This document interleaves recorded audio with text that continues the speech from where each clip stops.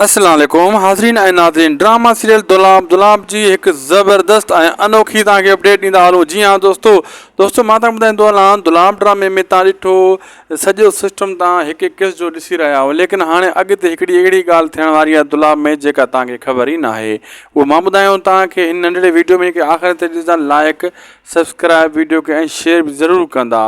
दोस्तों मां ॿुधाईंदो हलां तव्हांखे हिकिड़ो वॾो कमु कराईंदो शाहनवाज़ ख़ान मुराद वारनि लाइ दूहें ॿाहिरियूं वेठो आहे, तव्हां ॾिठो आहे।